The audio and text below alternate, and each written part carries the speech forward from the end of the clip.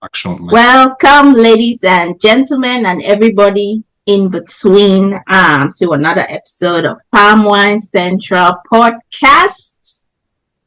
I am one of your hosts, Terez. I almost said Uncle AK. I'm one of your hosts, Terez. Today we are diving into the messy, bold, and unfiltered. Think controversial takes that could get you booted out from the sisterhood, whether you're married, single, if moms are cool, and from relationship delusions to parental shakeups. We are spilling personal truths and redefining womanhood one sip at a time. Now, before we get into it, there are no strangers to Palm Wine Central podcast. My two beautiful sister friends. I start with, let's see, I was going to say I'll go alphabetic. Then I looked, they were both L's. Lauria, welcome back again. How are you doing? Let the people know who you are, where you're from, Hello. Yeah. Welcome back after 2 years? It's been 2 years already? Oh my goodness. Yeah, the last time I was on here was 2 years ago.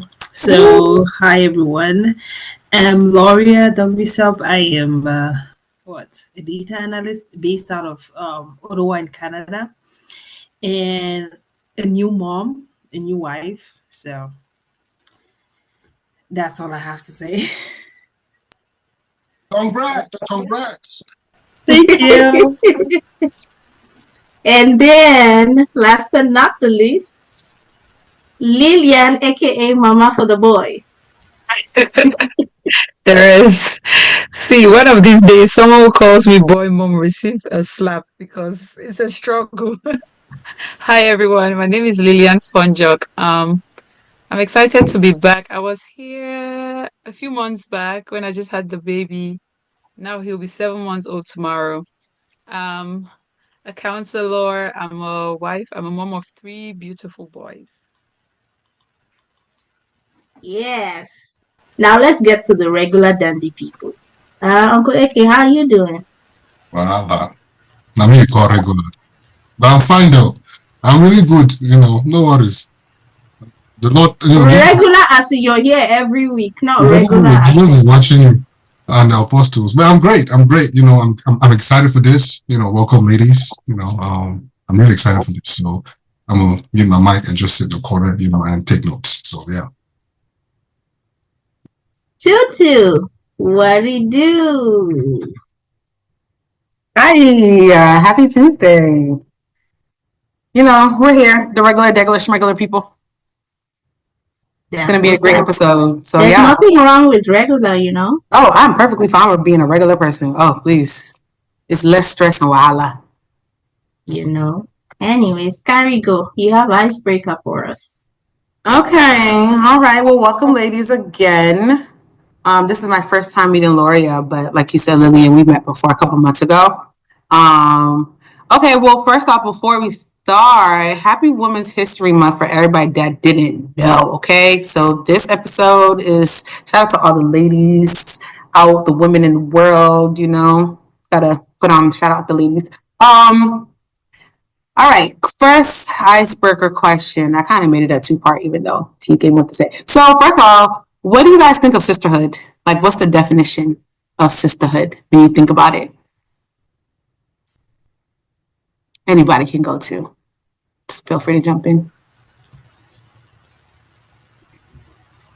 Well, I think sisterhood kind of depends on each person. Again, people see things differently, but to me, sisterhood is all about the friends you have, the people you love, the community you build.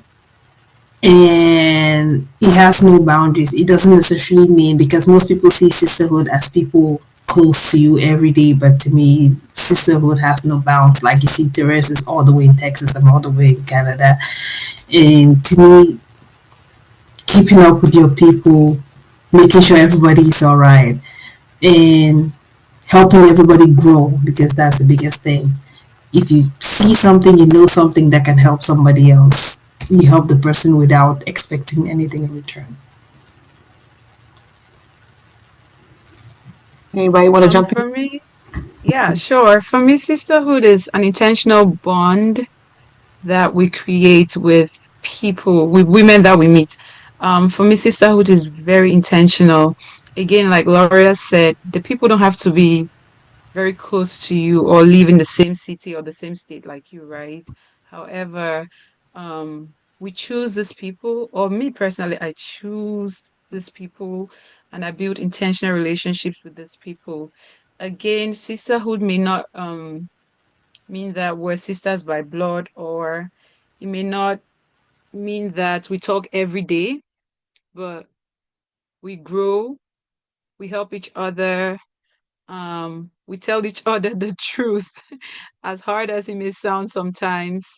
But the big word for me with sisterhood is being intentional. Okay, so T, did you want to jump in before? Yeah, I mean, for me, it's simple. I think community is what defines sisterhood, community, and everything that comes with it. Okay. So with that being said, what can women do that can get you, or what do women do, like, or say that can get you kicked out of the sisterhood? Like, you know how sometimes we have those like unbroken rules or unspoken like rules that you can't do, but you like you don't say, but you know not to do, or like certain rules or things like that within a sisterhood that you just feel like, nah, if you did this, girl, it's a wrap. Like we're not doing this no more. The first thing I'll say is, if you come talk to me about somebody else, oh, that's a no, because I know the next time you see the other person, you're going to talk about me. So to me, that's a big no. For me personally, I'm thinking about a pet peeve of mine. Like it's a huge pet peeve, not necessarily something that people do, but what they say. Some women always say, or some girls always say, I cannot be friends with women. I don't have any female friends. All my friends are boys.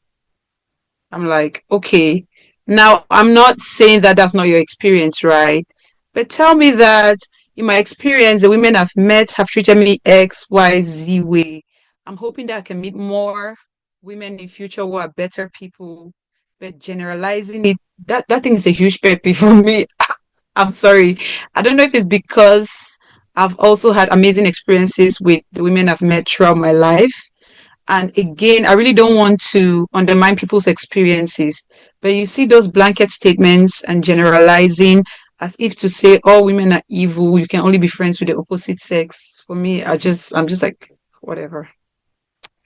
I would say one that I have is if you um if you are quick to like judge, or if you're always negative. So you know how sometimes you'll have a group, well, I'm not saying because we don't want to have those people in our friend circle, but sometimes you see those friend circles that they only have like they have different types of girls in their group. They have like the light skinned pretty one, the dark skinned one, they have the big one, they have the skinny one and stuff like that. So like people that are just friends just for the just to kind of degrade them.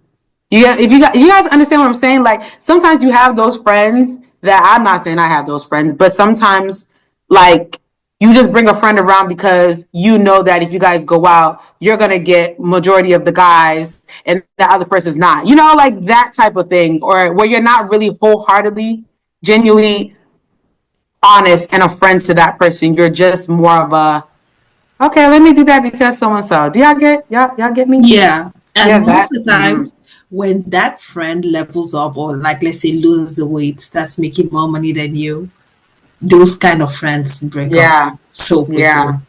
The envious Yeah. friends, Yeah. that's the ones to call them. In Yeah. that case, should we even call them friends? That here we go. That and you have a point right there. That's not your friend because yeah, no. I like what you said, Lillian, before when you were talking about intentional and being like having intentions.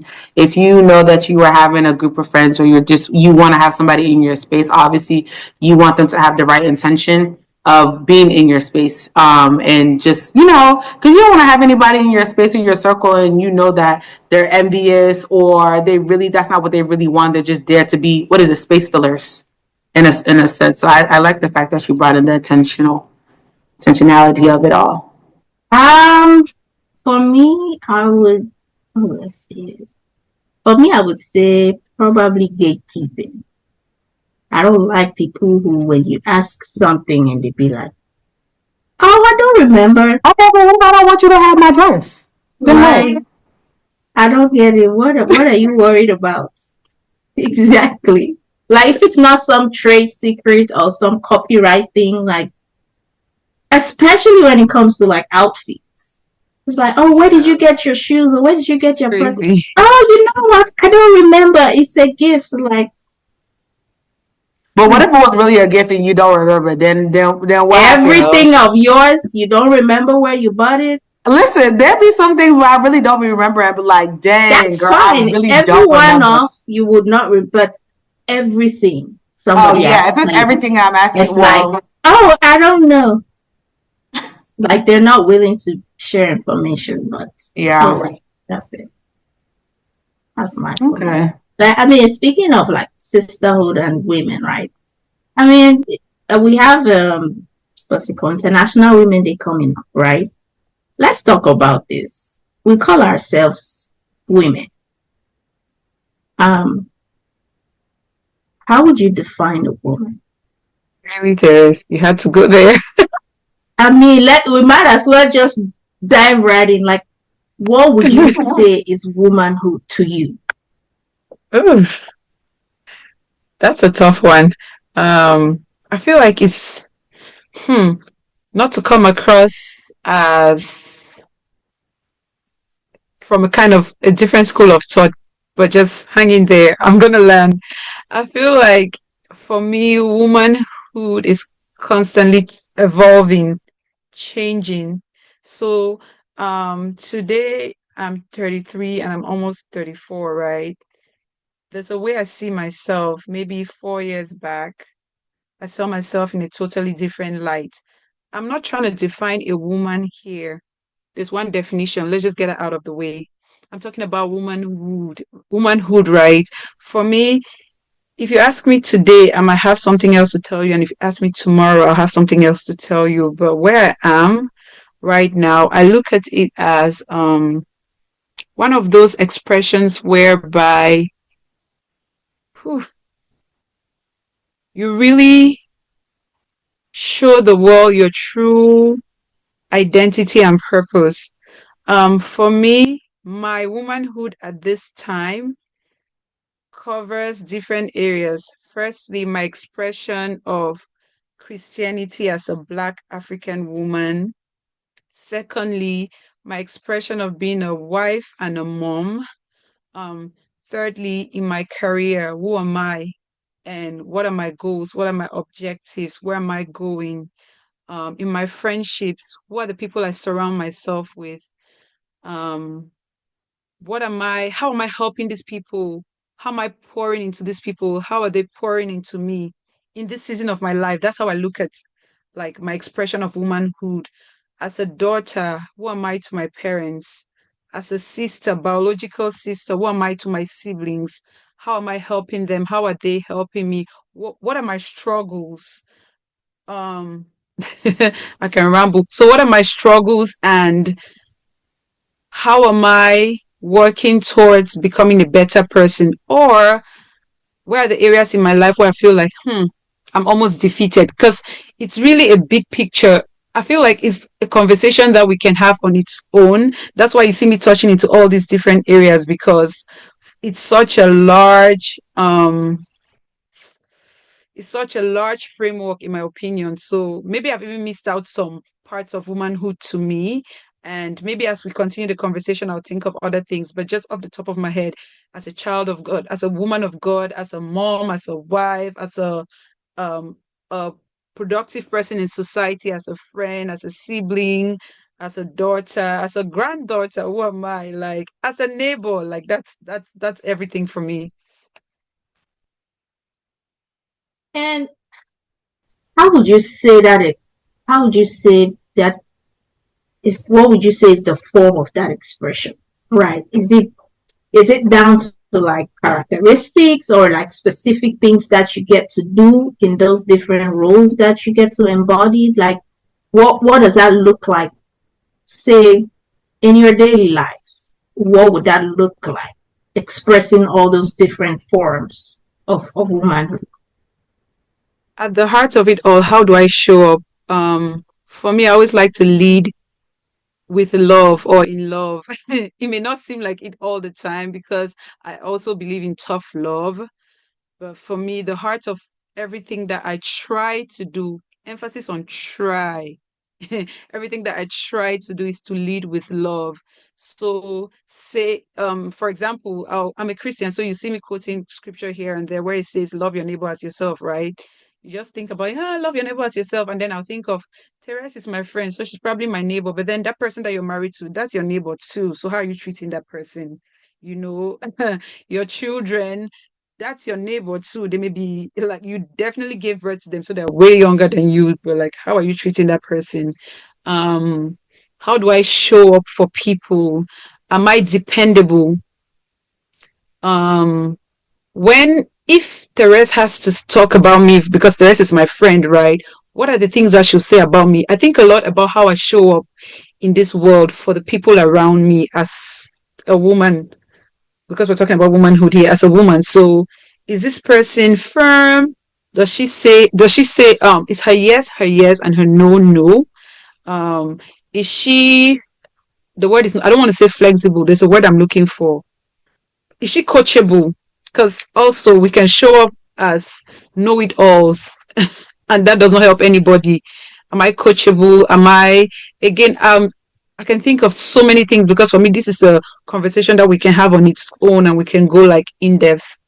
Tutu, do you have any different expression or definition of what being a woman? What does that look like for you? I mean, just like we were saying, I honestly feel like as if defining what a woman is, I don't really honestly think you could put a definition to it because there's just so many characteristics to it, for real, for real. Like she was saying, and to me, being a woman, I was thinking when you think of a woman, I think of strength. I think of like resilience. If I'm giving you characteristics of what I think a woman embodies, at least, having like a fighter spirit, never like being able to like never, or at least never trying not, never giving up in a sense. Because when you really think about it, women like really are really like women are really it. If you really have to come to it, if you really have to think about it. So I don't know, like when I agree with Lilian saying there's so many different aspects of it. And when I'm thinking of it, I'm just thinking of like the characteristics and the traits of what makes a woman. And obviously those are not, all the characteristics, but there's more. But those are just the main things that I think of, at least when it comes to being a woman. Being having like you just having to be able to take shit. You know, being able to like I don't know. I don't know. You can't really define it. Or not. Why are you looking at me like that? What do you guys have to say? I'm thinking about it's just something you said that I stopped listening. Say be able to take shit. Like let me word Because this after properly. that I stopped listening to everything Let else me you were word saying. this properly. Let me word this properly, because Lord, this is where I stop talking. Not. Let me not say being able to take shit, because we shouldn't be able to take shit, but being able to survive the shit that gets thrown towards us. Maybe I should say that, I guess. Being able to go through the obstacles and the barriers, being able to juggle them. Maybe is that better? Is that how? I'm gonna just stop talking at this point because at this point, it's your definition of being a woman. No, because y'all looking confused. Like I said, y'all know what the hell what I I'm talking about. understood So when at she this said point, that. She did not necessarily be taking the bad things, but when life throws certain things at you, be able No, to listen, have the strength to overcome them. Don't just let life rule your own life. Because some people, when they experience something, they make it their whole identity. Like, oh, this and so happened to me, so I just become that thing and just let the rest of my life be defined by that. Whereas I could use that and do something better with myself. thank you for phrasing it how I wanted. That's what I meant, but my bad. Okay, we'll continue. Lauria, anything else to add apart from explaining Tutu's definition? Well, to me, I see it as different phases. So, from when you're born, then you grow up and all of that. But then when you're an adult, womanhood takes like a whole different meaning because first you're just, oh, I'm just a girl living my best life. Then you meet someone, you take the persona of a girlfriend. How do you become present in that person's life? That is one way of being womanhood because again that changes a lot of things aspects in your life being with somebody. And then now there is getting married because dating and getting married two different things. I don't know why I thought they were the same thing. They are not. And then there is now the part of bringing to life, which is even exponentially more different because then you see not just your mentality having to change but your body having to change.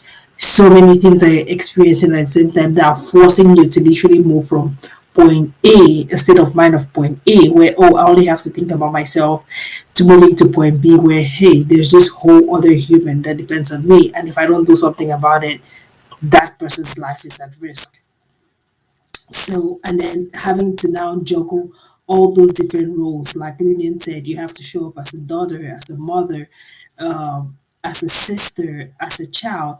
Like, there are so many things that you have to juggle at the same time, which forms the whole bubble to me as motherhood. And let's not lie, to me, something, I won't say present, but it's usually it's never 100% because if you give your 100 to your child, then your husband will be lacking, your father will be lacking, your friends will be lacking. So it's trying to find that balance. So how do I show up and raise a sensible human being and still be present with my partner and still be present with my friends because those are the people that were there from the beginning, and then your parents, because again most of us have to parent our parents in a certain way, and then now your siblings, and then if you have now a career, then you also have to show up to that. So it's just like, and not forgetting that showing up for yourself again. So now it's okay, how do I juggle all of that to kind of have womanhood at that point? Across all like your definitions and stuff, there's one thing that I can pick from it is about it's like the whole aspect of balancing and evolving, right? What is one thing or two that you would say that has changed from your previous definition of what a woman is? That previous definition could have been last week or yesterday, right? What is one thing that has switched for you in that definition? What's one thing that has evolved that you've changed your perspective about regarding just being a woman that you are today?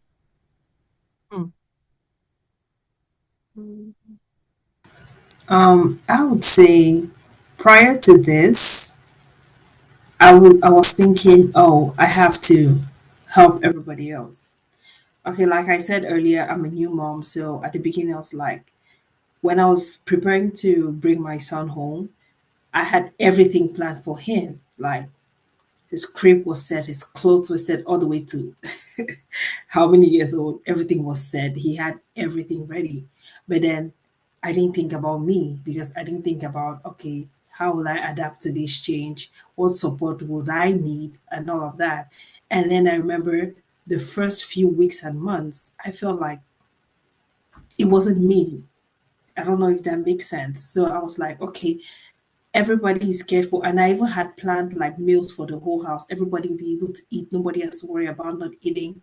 But then I still felt like I wasn't who I thought I was going to be. I wasn't happy with like the moment, the me I was seeing, because I was like, I was so tired, I was exhausted. But I had done all this planning and Excel sheets and all of that. And I was like, well, still, this doesn't, it's not, postpartum isn't what I thought it was going to be, because I'd read all these books and classes, attended all these classes. And then I realized that, hey, I have to put me first. So to me now, when I think of motherhood or womanhood, I would say me first. If the rest of you all are crumbling, you will wait, because if I don't have my sanity, I can't help any of you.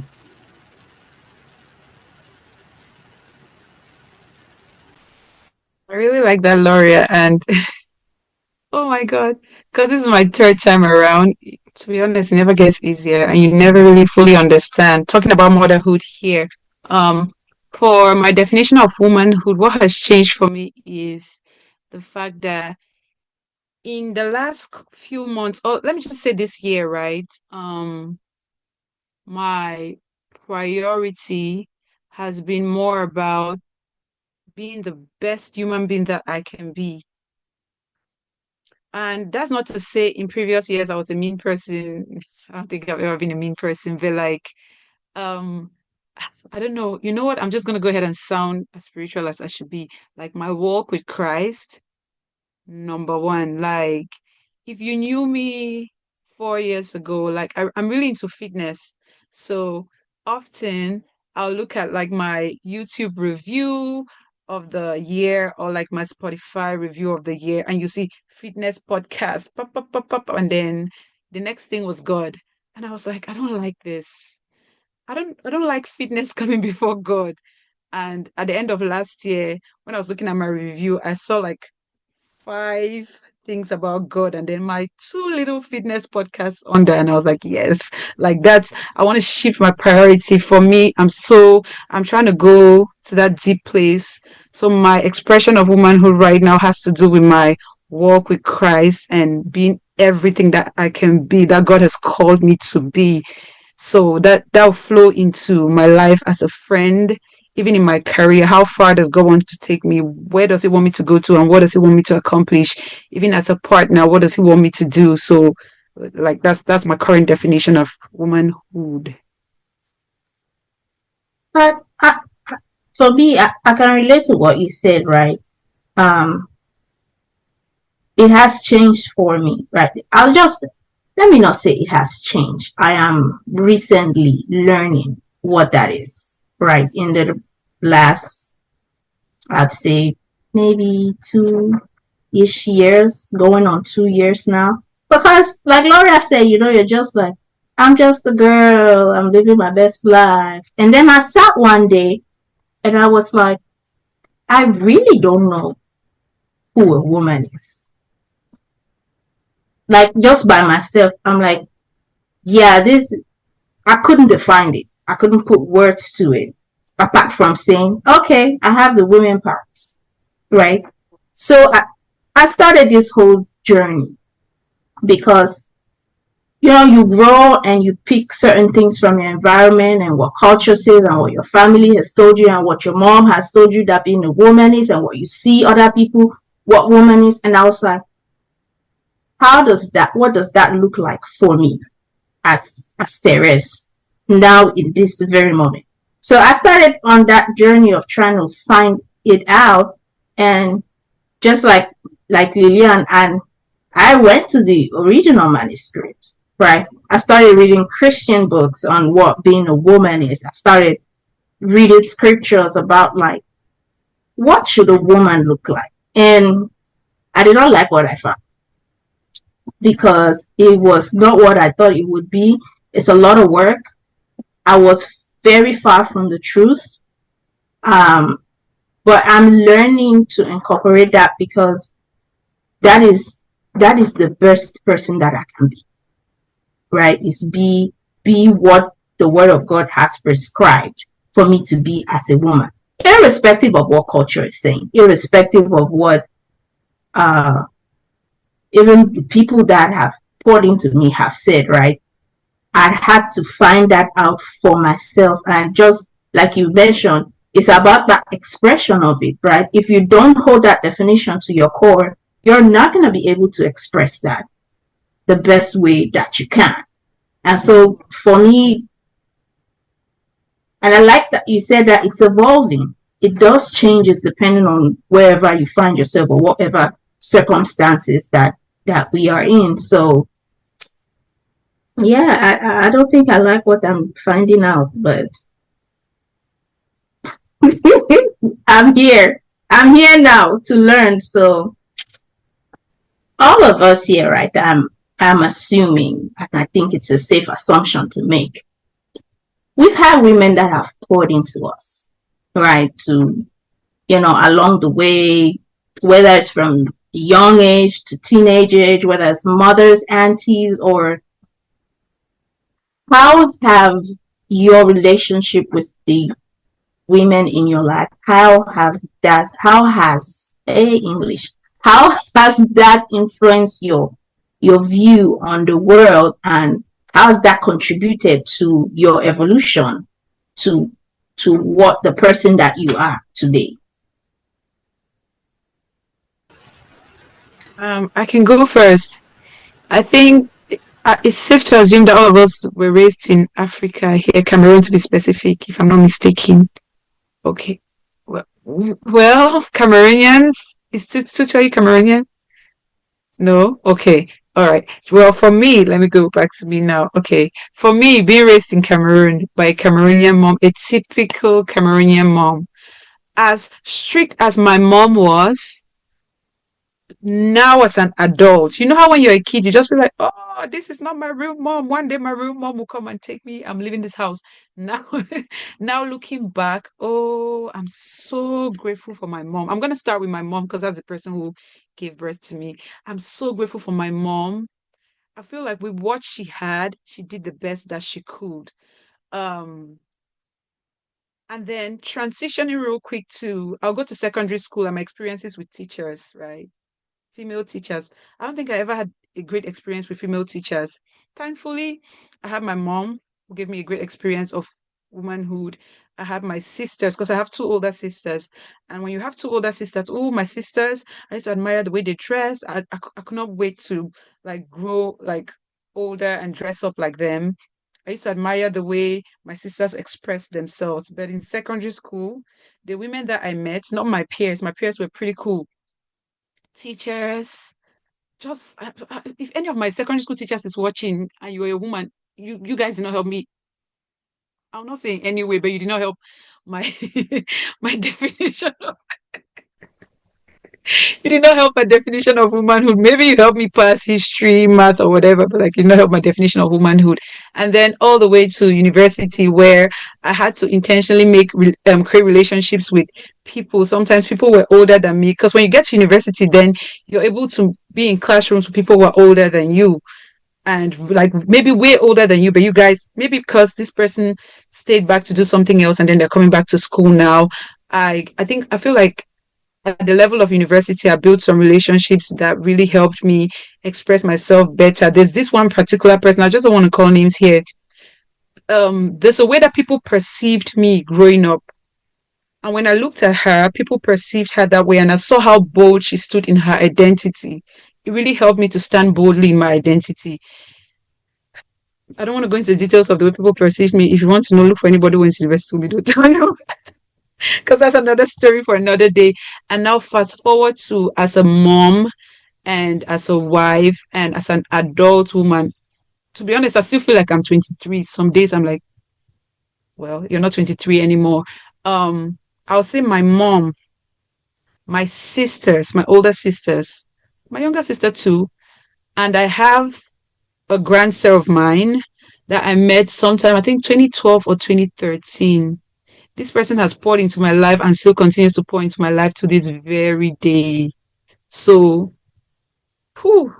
I'm talking about older people here, but don't even get me started on my friends, the women who are my peers, because that I feel like that'll be a whole other topic, because even the people who used to be my friends and are really no longer my friends, I feel like everybody played a role.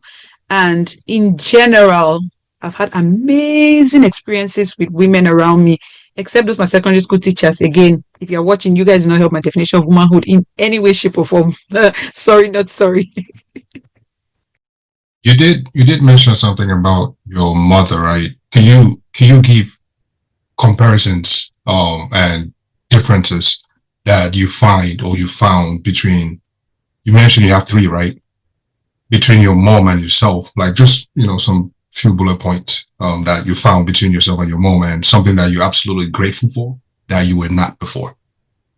Yeah, they say when you want to marry a girl, look at her mom. I don't think like whoever said that is almost very spot on in my case, right? To an extent, as my expression of motherhood. My mom growing up was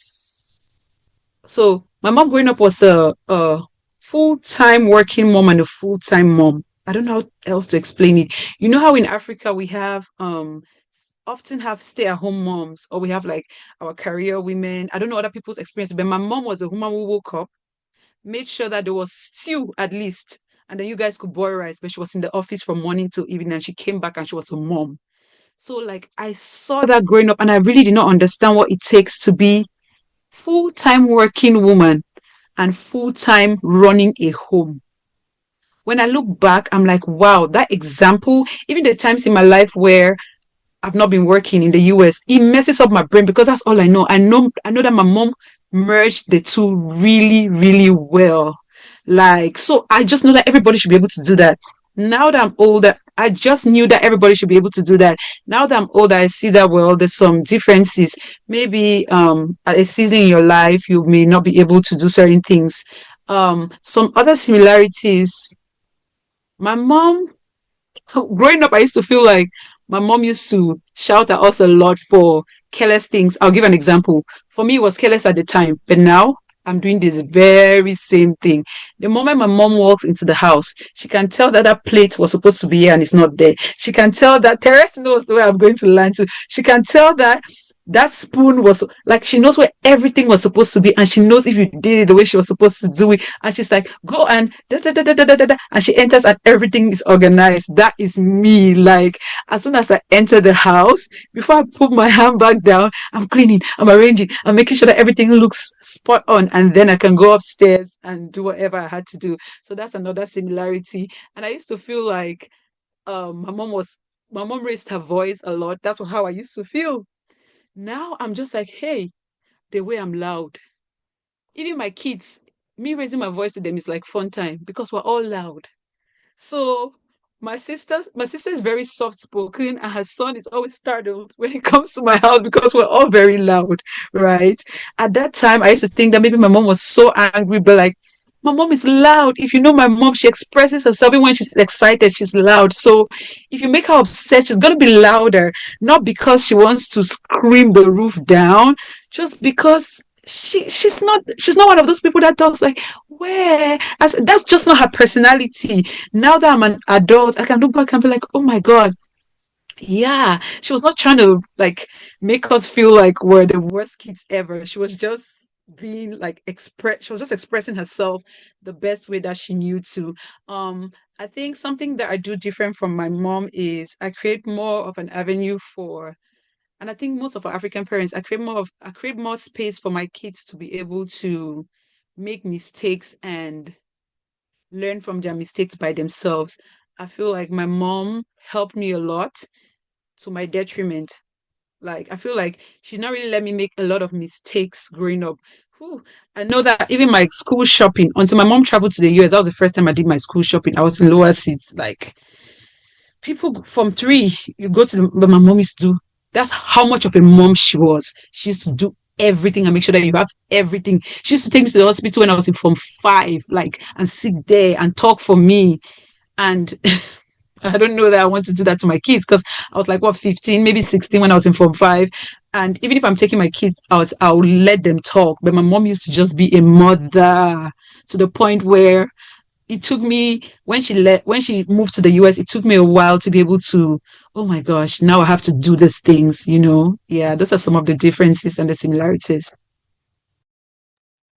Yeah, Lauria, you mentioned something about putting you first, right? Again, speaking on your mom, being, seeing her in her own element and seeing you now in your own element.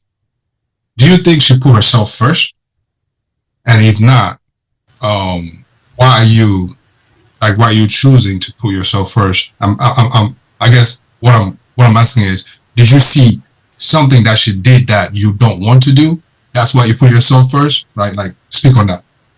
Um, that's very true because I'm gonna tell you, I wish my mom would have self first a lot of times because she kind of there's this thing that she always jokingly says, but I know it actually hurts. She always say, "Oh, I could have been a doctor." So she started properly, but when she started having kids and all of that, she put all of that at the end.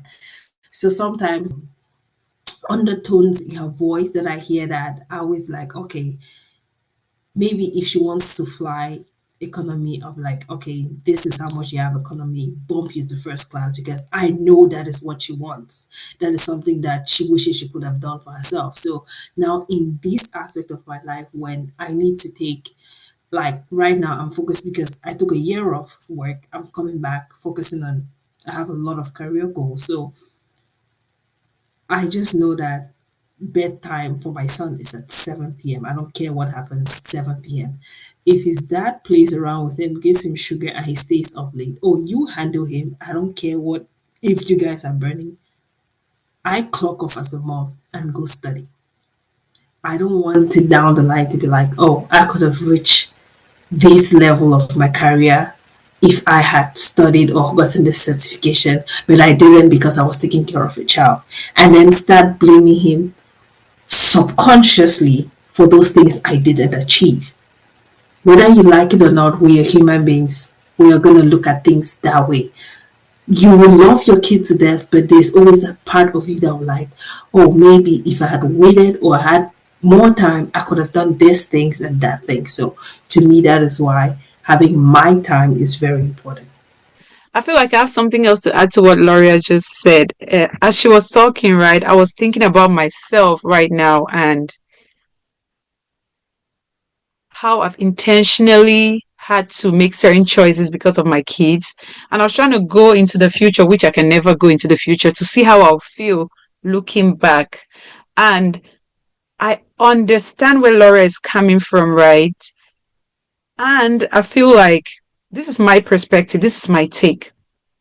I feel like life made her mom make those decisions, but mommy wasn't like, I'm okay with this, right? If she could have her way, she would have done the other thing. But there's times when I've seen women who intentionally said, you know what? You hold on, this thing, hold on. Let me take care of these kids for now.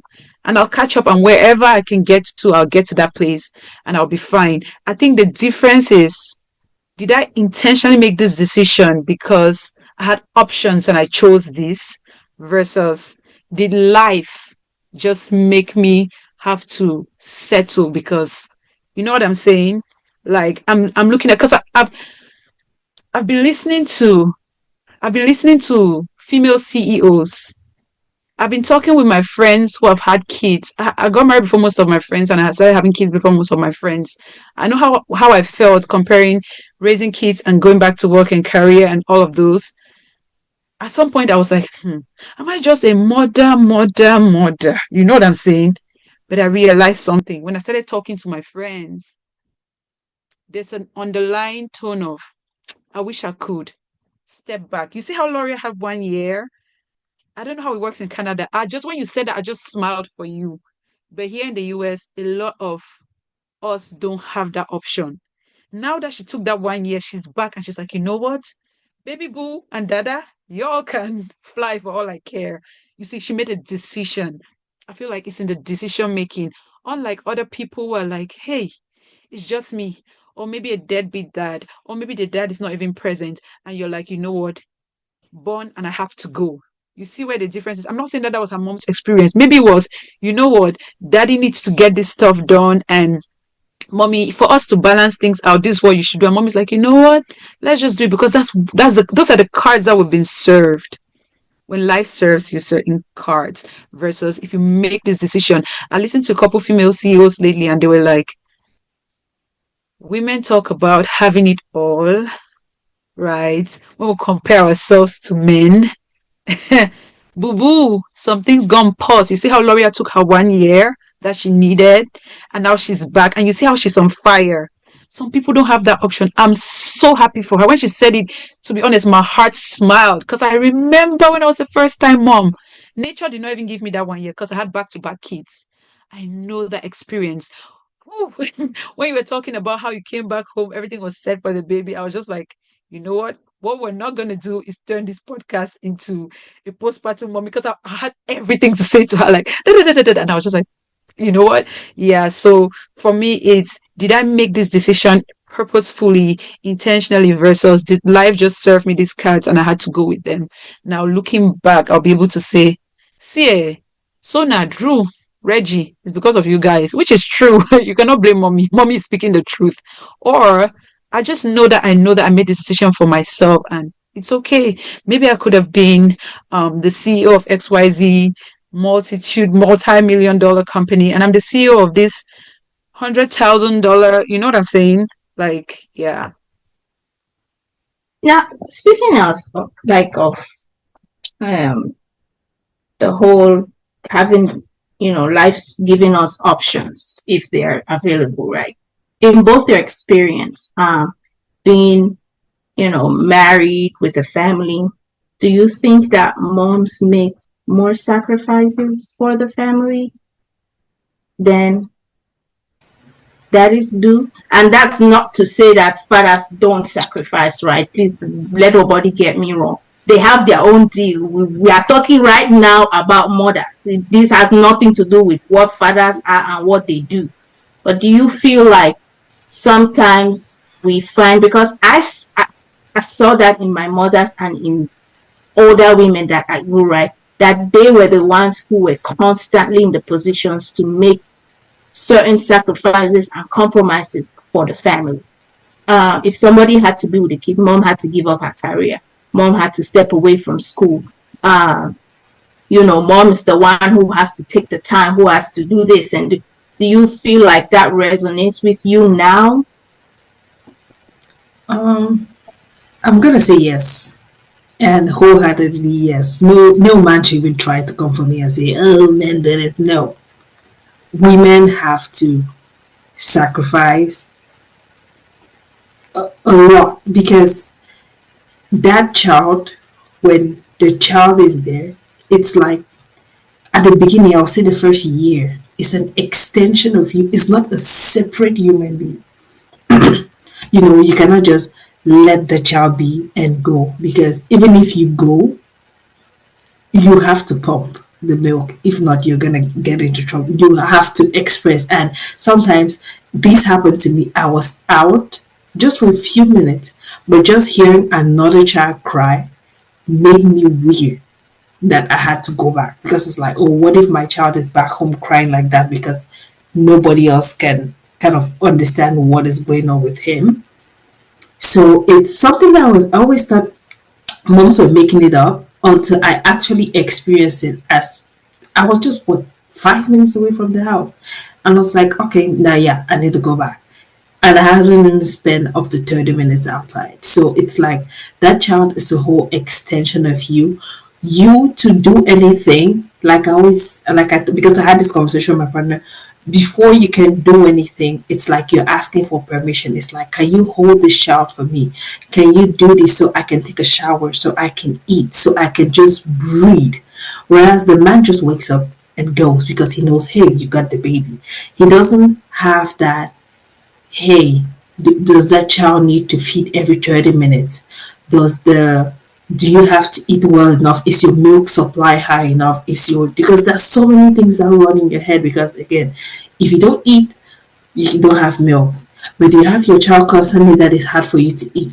If you haven't cooked, then you can't eat. So it's just like everything is intertwined, and you want to drop the baby, you get it's like they say it's last year that I learned I had to go back to cutting zima, like we used to say in boarding school, because you have to be quick about everything. Quick, you have to eat quickly. You have to do this. So it's like there is so much of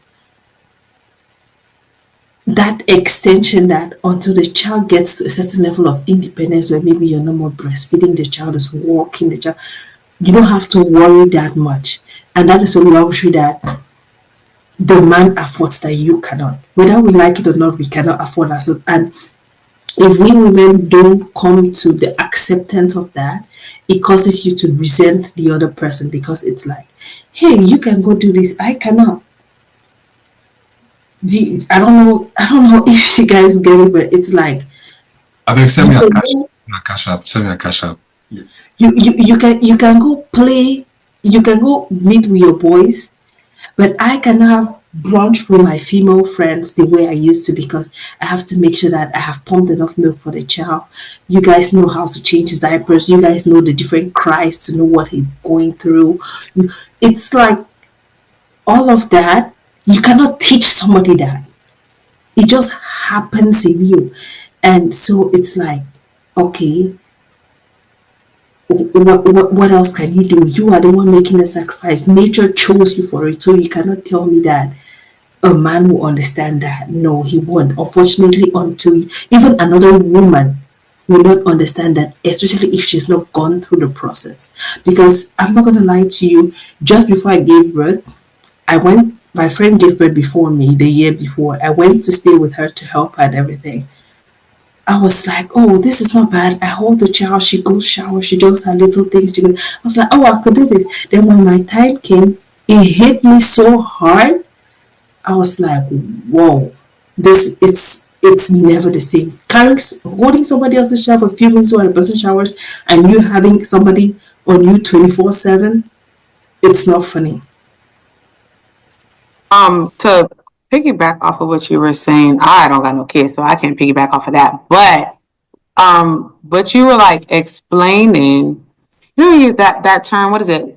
Mom guilt that people get, like in a sense I think you were like describing, right? So whenever, like, for you both that are moms, when you have that mom guilt, and then because I be hearing like stories that like some moms will, like, I think that's part of the like PPD, postpartum depression and stuff like that, or it doesn't even have to be a part of it, but just having that mom guilt when you leave your child or things like that. Do you feel like when you do get mom guilt and that like sense of like guilt takes over you, does it make you feel like less of a woman, or how does that make you feel? Like is it like, damn, like I'm not really a mom, or this is not how like mom should, you get like, how does that actually make you feel?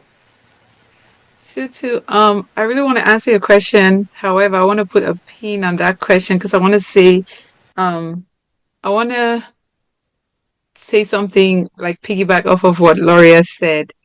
And I hope I can find the right words and I hope I can bring the bigger picture. Lauria reminds me of myself when I had my first two kids because I have back to back. My kids are like, what, 14 months apart. So, yeah. She's talking and I'm like, is that me? Like, I feel like I'm the one talking, right? Now, what I can say is, mom sacrificed a lot. I like how she used the 1 year thing. Because for me personally, I always say to my best friend, see, after 1 year, they can fly away with their daddy, but before 1 year, I make that decision to always be there. I want to say I make that decision. In a partnership, there's roles and responsibilities. Each partnership is different. The way my home is set up, I make that decision to be there for that first year. Lilian Fonjok, I make that decision. Like, I've gotten better because I've seen how their dad wants to be there in that first year, and I'm like a little bit flexible. I was like, what they call them? Mama bear? First year of life. Oh, yes, I had to be there. Like, it was scary. The reason why I want to highlight this is because my best friend just had her kid, and I saw the difference. I saw how willing her partner was, and I saw how she let him versus how, no, no, no, no. I wanted to be there for that first year. Like, almost like I did not trust this other person. You know what I'm saying? Now, don't get me wrong. When it comes to, you have the natural food on you, so there's no way you're going anywhere. First of all, let's just take that out of the way. So those things make you have to be there with the kid. However, I feel like we're all in our experiences. Now, I would never have said this 2 years ago. Oh, no, no, no, no, no, no, no. Now, with third time around, I feel like we're all in our experiences and we're all dealing with a lot. It's so hard to look at what the other person is dealing with. This third time around, I had a C-section, and I'll just put my business out there. I was like, hey, God, these women who have been having C-sections, nobody told me how hard this is going to be. Mind you, I've never been of the school of thought that you have to push this baby out. No, from baby number one, I knew that it could go either ways and I'll be fine. But baby number one went well, baby number two went well. So I just assumed in my mind. And so when I had a C-section, that for the first time in my life, I could not do things for myself, right? And then at some point, I felt like my partner was not asking me, like, are you okay? How are you doing? Like, that was my expectation. When I had the conversation with him, I kind of went into his own world and I was like, we're all dealing with a lot. See, parenting is so weird. And again, 2 years ago, I would never have said this. I just believe that moms and present dads, moms and great dads, we all deal with a lot, but it's different. However, to Lauria's point, in that first year of life, you mommy, you are the one in that first year of life. No matter how willing your partner is, there's that instinct in you, and there's also the natural food on you, and there's also, have you seen my kids with their dad? It's like there's a conference going on with me. Everybody is just, you know what I'm saying? So there's those things that come to play. And I'll let Lauria answer about mom guilt. But you see this me? I don't have mom guilt. This third time around? No. For where? Where did I take it from? I was talking to Terez a while ago and I was like, I think it's because I had my third kid at 33. There's something about the age too. I'm not gonna lie. It's not like I had my first kid at 23 or anything. I had the kid when I was like maybe 28, but the experience and age. See, I don't know what mom guilt is, to be honest. Let Lauria help you. I don't have it. Not anymore. Not anymore. I used to, but not anymore. Yeah. Oh no, the guilt thing. Real quick. To what you mentioned, right? When you want to take that year for yourself, right? It's me, myself, and I. Two-part question. Did you face days when you crashed? Mentally, physically. In those moments, did you turn around and say, okay, Dad, since you always wanted to help, now you can help? Let Lauria go first. I'll be right back. Let me check on. You see, first year of life, let me check on that man. Right? Okay, for the mom guilt, I'm just gonna tell you, yes, it's still there. It's even when I'm at work because now my son is at daycare. I catch myself sending her texts like, "How is he doing today? Is he better today? Did he eat well? Did he play? Like, can I have a picture?" It's still there. So some days I feel better. I'm like, oh wait, it's almost 4. I haven't really bothered her. Other days I'm like, every 2 minutes I'm like, okay, how is she doing all of that? I'm still learning how to let go of that, to trust that somebody else can care for him as much as I do, which is something that I'm still, again, that's from a mom group I'm learning from. So it's like you need to trust that other people also have um the heart to love him. Maybe not as much as you do, but enough for them to be with him when you're not there. That's one thing that I wish more moms could hear, because I think that's something that I faced at the beginning. Leading to the question you asked, at the beginning, I'm not gonna lie, I crashed hard postpartum. A lot of my friends will tell you I disappeared. Because at the beginning, I thought once I give birth, I'll be a super mom. As again, I was into fitness. I worked out till a week before my pregnancy. So to me, I was like, I'm gonna be like the Instagram mom, snap back, do this, do that. And when the baby came out, first of all, he was a big baby. That baby is a I'm sorry. 10 Jesus pounds Christ. down that I had to push out. And I needed an intervention. And I got some tears, not one, but two third-degree tears. So that, first of all, I knew that could happen, but I wasn't prepared to the extent to which that would happen. So when it happened, I got stitched up. I was fine. A few hours after the procedure, I woke up and I showered. When my doctor came in, she was like, "How are you up?"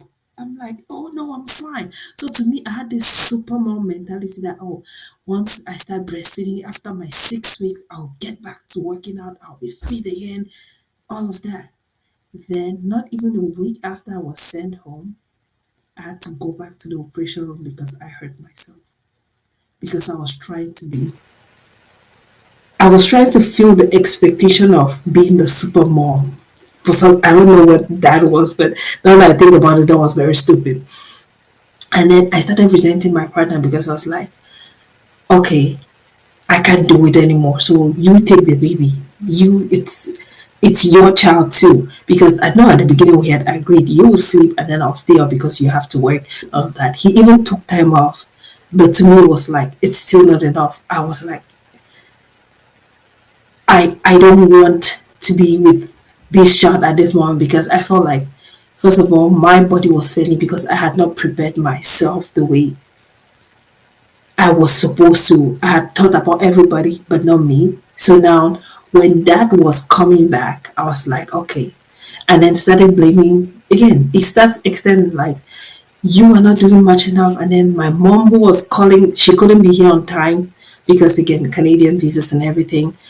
And then I started blaming her that, oh, if you were here, I won't be stressing. I won't be going through all of this. I will not have to worry.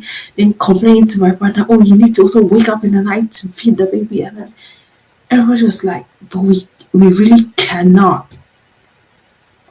I had to come to the realization that these people are actually trying to help. And if I didn't get out of that space that these people are not my enemies and they're actually here to help, it would have gotten worse because just a few months after that I gave birth, I had lost a lot of weight until even my grandma had to call asking, "Is everything okay?"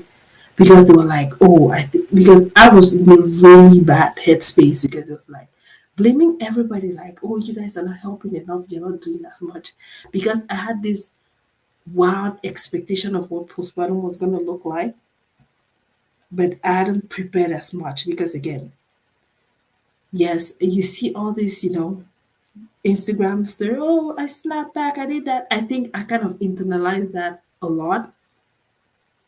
And I had to kind of depart from that mentality. Like, you have to give yourself time to heal. You have to understand that, in as much as this man here wants to help, there are certain things that he cannot do that only you can do.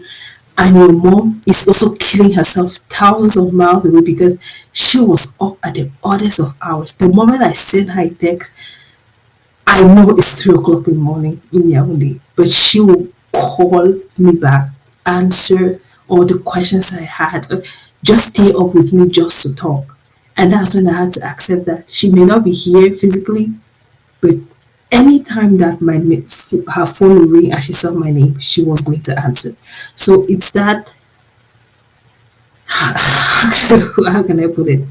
You have to accept that this child is your responsibility for the first 6 months to a year, and let the others help you wherever they can. If I don't know if I'm making sense. No, you are. And this is not like in relation to kids, right? Because I don't have any biological.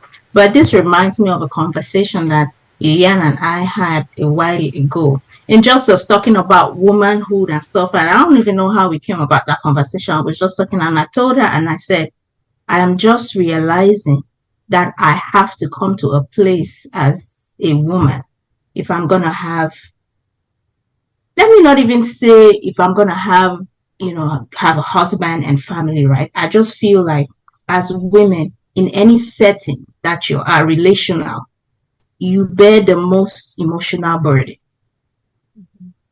And I was talking to her about it, and I was like, I said, I wish if these are things that they teach us younger in our teenage age, a lot of us will not struggle as grown-up women, right? And you get to a place where, with the whole women empowerment, feminism, and all, I was telling her, and every time we talk, we're like, somebody is lying. That's how we always end up, right? We're like, that is so true. Yeah, I'm like, they did not tell us this, right? I'm like, nobody told me that as a woman, whether it is at work, whether it's with my siblings, whether it's with my friends, whether it's with your lover, your partner, your own kids.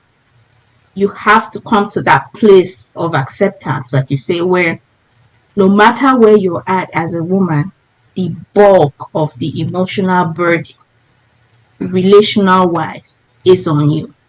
And until you accept that, I think there will be that aspect of resentment a lot in how we relate to the people that, we get to do life with. So it's really interesting to see that play out, in that aspect of even in motherhood and that was just me and in my isolated case, talking. But that Question.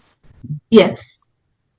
Is it that they didn't teach, or is it that you refuse to hear, and you shied away from it because you had your own ideas of what you wanted growing up as a kid? No. Hold on, let me explain. Hold on. Go ahead.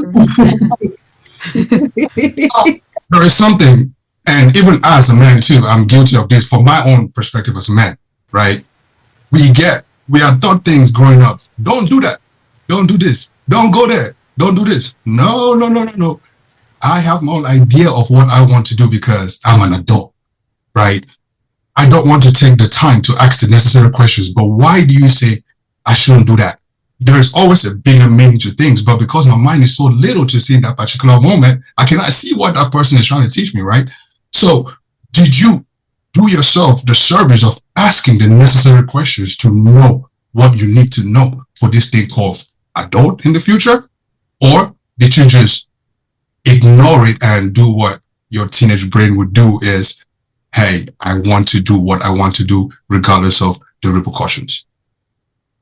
For me, in my case, I would say it's both. It's one thing to yell out directions. It's one thing to instruct, right? How important do you make these things? Like you said, it's a teenage brain. I'm not trying to hear a lot of things, right? But how are you passing on this knowledge?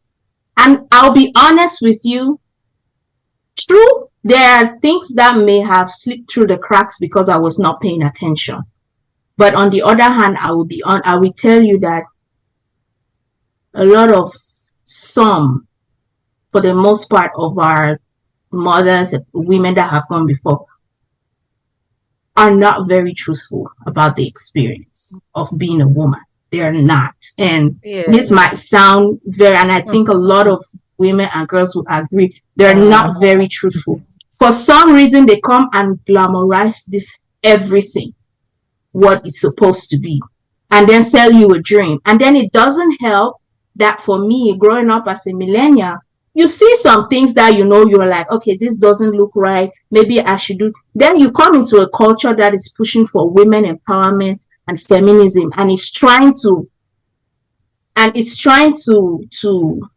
say, oh, men and women are equal. That's not something I believe. Men and women are not and will never be equal, right? And it start pushing certain things to you like, oh, you're not supposed to, just like they'll say, if it's a son too, he should be able to take this and this. But we just understand that realistically, that's not gonna fly. Do you get what I'm saying? So it's a mixture of both for me. And then you come to a place where you're actually in a milieu where you're a grown woman and you have to interact. And then you realize that, you know what, at I think this is not my default setting. You know, I actually have a lot to say on this, like a whole lot. And please feel free to stop me at any time. Before I stepped away, I said I did not deal with mom guilt this time around. I don't know if I said this time around. I can go all the way back to when I had my first two kids. They were back-to-back babies, so I always talk about them together. Oh, there was a lot. However, this conversation is so timely because we're talking about womanhood, we're talking about sisterhood. Sisterhood helped me in so many ways. Now, while I was pregnant, well, growing up, to answer your question, Uncle Ike, growing up, first of all, how does my teenage brain know the right questions to ask? You know what I'm saying? And like Terez mentioned, there's a big difference between yelling out directives and instructing someone. And I'm so proud of myself because I'm changing that narrative. Oh, I stand with my full chest to say I'm changing that narrative. Now going back to before I had my kid, when I was pregnant with my first baby, somewhere along the line, my older sister, who had her kids at the time, told me something. She said, nobody owes you anything except you and the person who's making this baby. Everything else that you have is bonus. Do not expect, my sister is in Cameroon, mind you. This girl is not in the US. She said, do not expect anything from anybody. That was instruction that went somewhere. I still did not understand at the time, but thankfully, one of my very good friends in the UK had just had a baby before me, and she said, baby will shake the foundation of your marriage. Baby can make or break your marriage. Call me if you need to talk. That was wisdom, which I really did not understand at the time. And then these babies came. And I was like, oh my God. Because of what my sister said to me, instructing me, I was able to know that everything else, minus my partner, everything else that everyone, my mom included, my mother-in-law included, was doing for me was bonus. So first of all, I had no hard feelings towards anyone else. Now, towards my partner was another story because I don't know that anybody instructed me properly. It took me till this third kid to be able to see that, you know what? Our experiences may be different, but like they are both very deep. Now let's go to Lauria mentioned postpartum, the body, and all of that. One of my favorite conversations. Something about me which I'm still trying to lay my finger on why I'm that way. I still cannot figure out why because I did not see any. I will not say I did not see anybody who helped me that way. For some reason, I've always known I was not one of those people that got married thinking that marriage would be this glorious thing. For some reason, I just knew that marriage was work. For some reason, I just knew. When I got pregnant, I started watching a lot of videos on YouTube. White girls, one thing they would do is share information. They were talking about their experiences. I binge watched those videos. Because I'm also into fitness, one thing I did was drop all expectations of my body. Oh, that helped me. Like I dropped all expectations. What I said was celebrating my last year as a six-pack owner. That was a mindset I went into pregnancy with. When I had my baby, I wasn't trying to rush back to work out. I think because I dropped all those expectations, my body worked with me. And to Lauria's point, I was one of those bounce back moms, like back to back bounce back. I was, but that's because I really believe that's because I dropped all expectations of my body. This third time around, I've not really, I hate that term, bounce back. I've not really like gotten to the place that I would typically get to by 7 months postpartum for several reasons. Third baby, one of them is because I had high expectations of my body because I've done it twice. You get the point? Because I had high expectations of my body. My body now is like, sit there and enjoy this football for like a few, you know what I'm saying? When we drop those expectations, and I don't even blame Lauria because people don't share information. Me, Terez knows. Oh, everybody around me, you know the details. I will show you everything. Oh no, I will tell you because nobody really told me. I went looking for information that helped me. A few people gave me a few pointers here and there, but people were glamorizing the entire experience. People were glamorizing it. So I'm an advocate for share as much as you can. Oh, when I had my second baby, I had a terrible tear. They could not even tell me whether it was third degree or what because it was crazy. My younger sister came to visit me. I said, come, I want to show you what can happen. She was like, why are you showing me this? I said, yes, I'll show you because People don't share this information. Or anybody, Terez knows when we have conversations, we go deep. She goes deep. She'll tell me things. I'll tell her things. And I'm like, we need to stop as women. We really need to stop. Like, tell people the truth.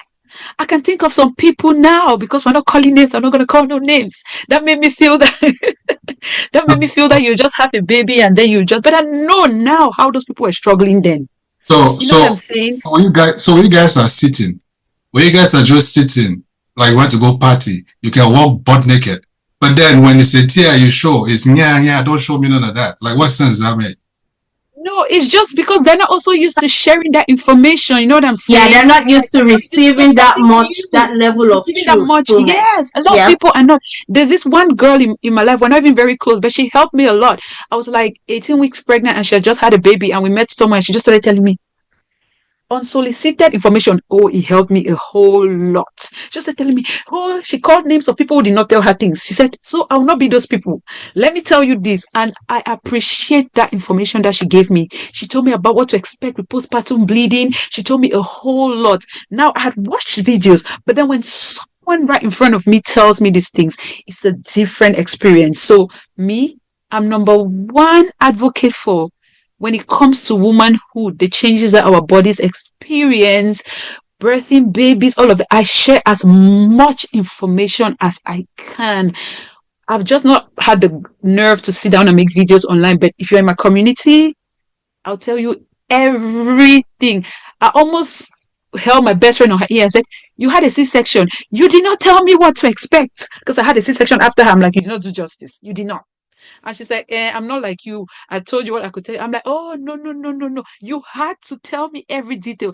And I thank God that He gave me these two experiences. I pushed babies out and I have a C-section. Now I can tell, oh my God, I cried for like the first few weeks just because I lost that autonomy. I could not do things for myself. And I'm like, hey, is this what when people get sick? Is this what, like, I was in pain, but my problem was not the physical pain. My problem was like, I couldn't just get up and go pop, pop, pop, pop downstairs and do my things like I used to. And so if anybody comes to me and they're pregnant, I'll say, sit down. Let me tell you all about what to expect. And I'll talk and I'll talk and I'll say, Lauria is laughing. Oh, yes. And I'll say, call me if you have any questions. I'll say, I remember something else. And I'll call you and tell you. I don't care if you want to hear. I will tell you because I know how much it helps. I know how much it helps. This experience has been my best. I had a C-section unplanned, baby's cord wrapped around his neck and his belly. But it was my best labor and delivery experience just because information sharing, you know what I'm saying? Like, Just right along those lines, right? Let me ask you this. Yeah. As a mother, what's your relationship like with single women that are not mothers? I feel like I'm also one of the perfect people to answer this question because I became a mom before most of my friends around me, and amazing. I'm not even like amazing. These people have shown up for me. Let's remember, they do not owe me anything. These people have shown up for me. I have friends that I can get up and go knowing that they know my children's schedule. These people don't have kids. These people don't have kids. They know that Drew likes this. One of my sons is nonverbal. I know people who are not my sister. Like, of course, I can live with my sister and my mom. Those ones are like his family. I'm talking about people who are not my siblings, but they know this boy's schedule. They can take this boy for the weekend. Amazing. I'm not of the school of thought that if you're not a parent, biological parent, you cannot parent. I think people are individuals. Let this person show you who they are, right? And show you what they're willing to do for you and how trustworthy they are. And you be the judge. Use your discernment and see, can I leave my child with XYZ person? Or can I trust this person to say, you know what, my hands are full. Help me stop by the store and get Drew's XYZ thing. They know. You know what I'm saying? So for me personally, and I like to say personally because people's experiences are different, I've had amazing experiences with my friends who are not mothers yet. They have been so supportive of my journey. Nice. Lauria. I would say let me not lie. When it comes to when it comes to motherhood, most of the friends that showed up for me were my single friends compared to the moms. I'm not like sometimes people that are mom are very judgmental of how you decide to raise your kids because they have a certain way that they are raising theirs and they feel like This girl is shaking tables. if you're not raising your child like this, you're not doing it right. Not knowing that I have my reasons for doing X, Y, and Z for this child. Again, there are some universal things that we know are not acceptable for kids, but again, each kid is specific to set. Sometimes you have to know a kid specifically to know why certain things are done a certain way for a certain child. And let me not lie, a lot of moms are very unforgiving to other moms for doing certain things. So to me, it's give and take. Yes, postpartum. I have two of my friends who are moms before me that I could call at any time. Even now, they would tell me everything, and then the rest of the people that showed up for me are people who do not have kids. Yeah, Gilbish. How did she know that?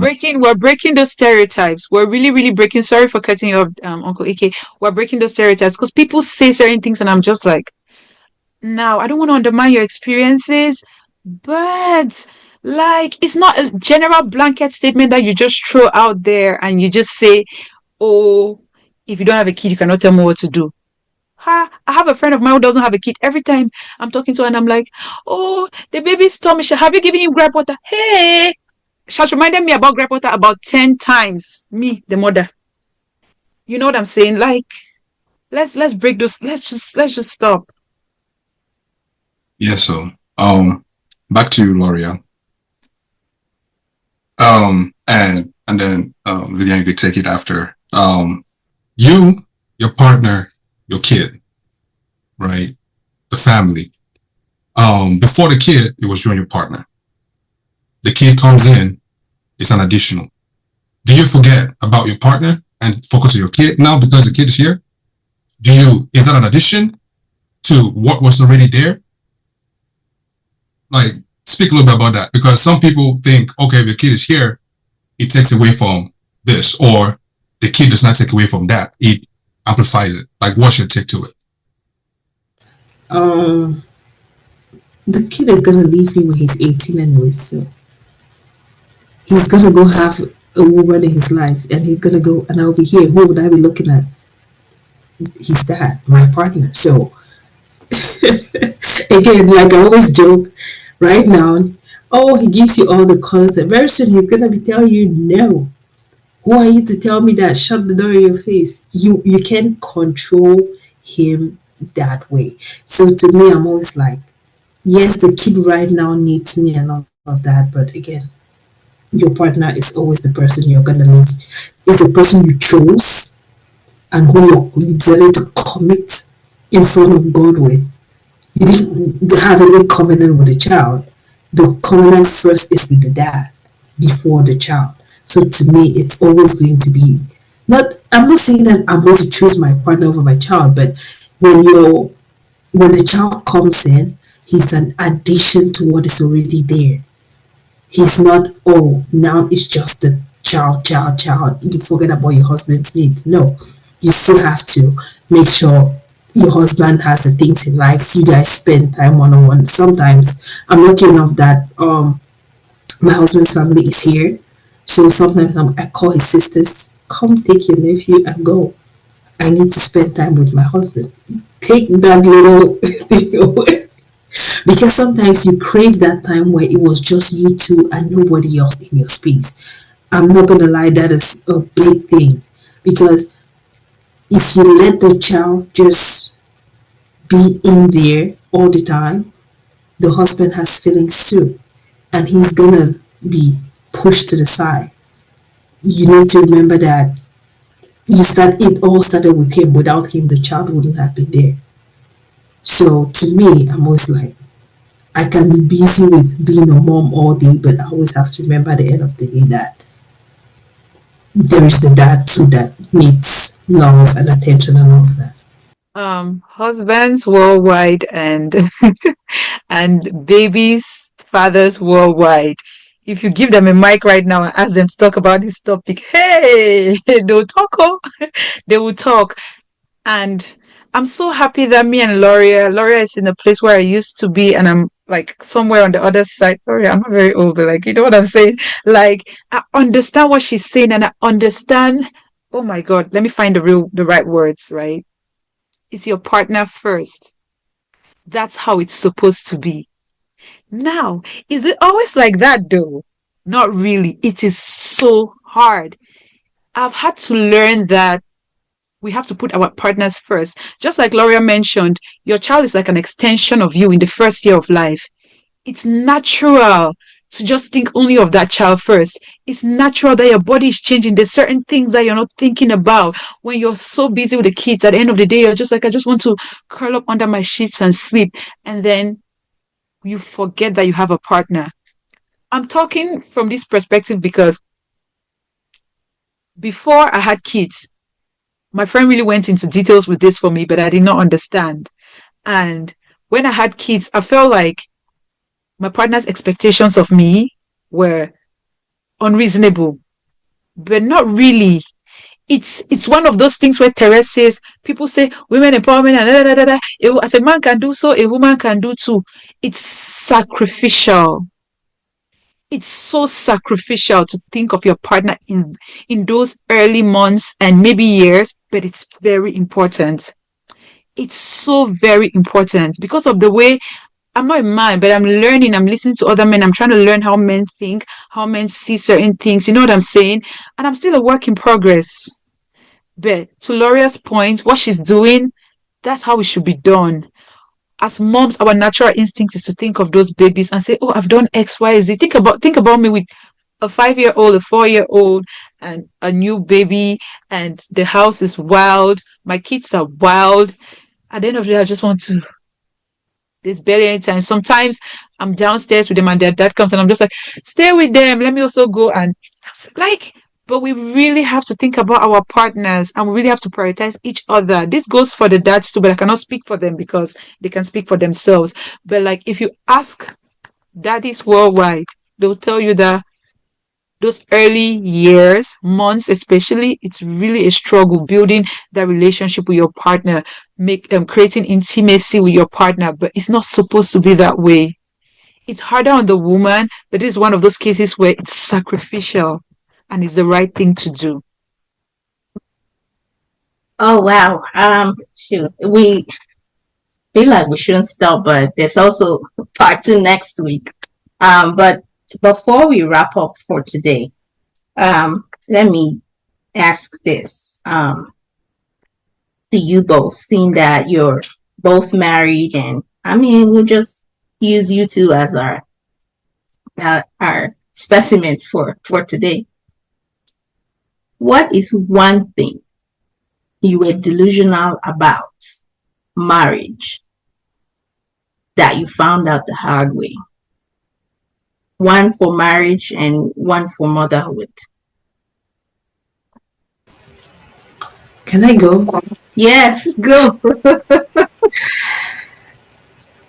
This one, I would say, yes, I was young and naive because, again, you come from one culture that you feel like, oh, the woman is dominated, and then you come into this other culture where they talk about women empowerment. And then I was so hell bent on, oh, I would go 50-50. Now, if you tell me that, I would tell you, hell no. I'm not going no 50-50 with no man. No woman is meant to do that because you can try to go 50-50 financially, but when it comes to the household, it would never be 50-50. And that is where you will feel the pain. Because to you, it's like, oh, so I'm paying all these bills and I still have to do household chores. And you start listening to this logic of, he just wants you for a slave. He just wanted the wife for you to do all the housework. And if you're not careful, you will subscribe to that. And that is something that I am really fighting because, again, I like things to be done a certain way. I can ask him to clean or to fold laundry or to do certain things. And the next minute he's done, I will go and check. I'd be like, is that how I was gonna do that? Do you think that you could have done it this way? And then you have to fight the urge to let him show you that he can do those things. So it's oh, I've been used to doing things this way. I fold my t-shirts like this, I put this here, and now, oh, I want to pay my bills, I want to be independent, I don't want any man to tell me anything. But if you know what marriage is all about, you have to listen to the man. You have to let him lead. Spiritually, financially, maybe not emotionally, because again, we women carry the burden of that. But all the other aspects, you need to let him lead. And he cannot lead if you two do not give him the space to. So that is one thing about marriage that I won't say I've not mastered, God forbid. I'm still at the beginning steps. I'm still trying to understand, because sometimes I'm like, you said you're gonna do laundry at 10 o'clock. Why have you not done the laundry? It's 10:30. And it's like, but the day is not done yet. I can do it at any time. So it's that's one thing I'm really trying. And then when it comes to motherhood, it's you gotta let others help. You cannot do everything on your own. You may want to, you may try to, but you'll kill yourself trying to do that. So you gotta let others help.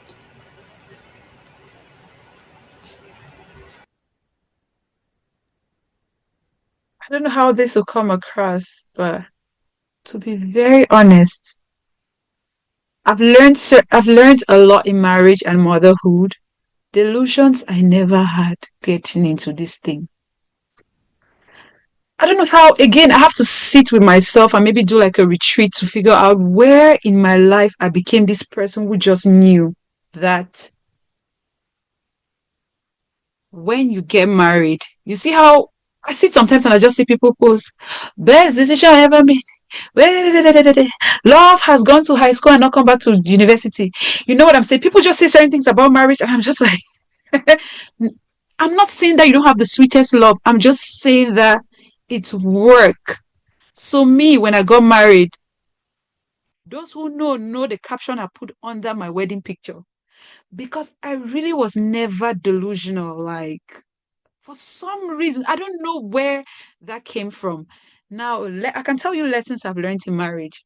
I've learned that even though I was told that the kids will shake the foundation, oh, you cannot understand until they come and they shake the foundation, because everything just changes. Everything changes. I think for me, that's a huge lesson. I don't know if it's a two in one, because it's motherhood and it's marriage at the same time. The kids, if that foundation is not solid, it will crash when the kids come, because they say a man is from Mars and a woman is from Venus. I don't know what they say. They say something. There's a phrase that yes. So for the two of you to get to that place, see, if my husband even listens to me talking here, he'll clap his hands and say, wisdom, oh, can you apply that? You know what I'm saying? He'll be like, madam, are you applying that in this house? Because I'm still learning. I'm still looking back at things and I'm like, oh my God, I could have done this better. And I think he too is still learning. There's things that he's looking back at. Those first two back-to-back babies, this house was, I don't even know what to say. Honestly, in a nutshell, reality. It's very important to think about reality. Those fairy tales that we read, maybe it's because I never read me things like romance novels, because I've just been looking at life and been like, oh yeah, I see this. I did not have delusions, but I've learned lessons. And Lauria said something that I know that people will roll their eyes when they watch this, but it's so true. The man is the leader. Submit. Our problem is not submission. Our problem is choice. If you choose the right person, you'll submit effortlessly because they'll lead well. I'll not take credit for that. I just heard Pastor Mildred, if you want to listen to marriage ministry, she speaks so well. She said it 2 days ago. I listened to her say that, and I was like, hey, that is the problem. It's not submission, it's choice. You choose Mr. XYZ that you can see that he will not even be that person that you're looking for. And so you guys come to a marriage and you cannot submit. So yeah, that leadership again. If my husband watches this, Papa, I'm still learning. I'm just giving this wisdom and I'll apply. I'll apply. Application to follow. This is just we are still reading the manual. Yes, easier said than done. Yeah. So I never really had those delusions, but I've definitely learned a lot of lessons. One being that build that foundation before kids come. For some people, you don't have that time to build a foundation. So even when you're dating, build that foundation. If you know you're dating to get married, build it, because some people go for their honeymoon and come back with a baby. You know what I'm saying? Or if when you find out you're pregnant, start building something solid, because those kids will shake that foundation. Wow. I feel like this should have just been a master class on all things women. But You call it a master class, please. I'm sure I speak for Tutu and AK. Ladies, we cannot emphasize how grateful we are that you've come and you've shared insights, you've shared your personal stories, you've given guidance. Heck, you've blown some things wide open, and I cannot wait for us to do this next week. But before we go, Tutu, do word of the week. Yeah. Okay. So I always do a word of the week, and I just go ahead and find a word and give the definition and the sentence, and then tell people to go ahead and use it if they want to. Bear with me if I can't say the words, because sometimes I just be finding these words and then I be trying. So yeah, don't judge me. Anyway, so today's word of the week is institutionalization. Institutionalization. And it is a noun. The definition is the state of being kept or placed in a residential institution. And my sentence that I had is kind of like common sense in a way, but she became seriously ill. A woman became seriously ill and had to be institutionalized for a lengthy period. So basically, that example could be like if she became sick and then now somebody's in a coma. You get, like, you're having to be institutionalized, or you're having to be in a setting for a long period of time. So yeah, that's my word of the week. All right, institutionalization. Thank you for that, Tutu. Uncle Eke, can you close us out, please? Yeah. Hey, as usual, we appreciate you guys who've made it this far. You're a real one. This was a dope conversation, so appreciate you, ladies. Can't wait to have part 2 of this next week. Yeah, I'm here with Lilian, Tutu, Terez, Lauria, and Uncle Eke. Catch you guys next time. Yeah, hit that subscribe button, follow, all that good stuff. Yeah, we out here, man. Bye. Deuce.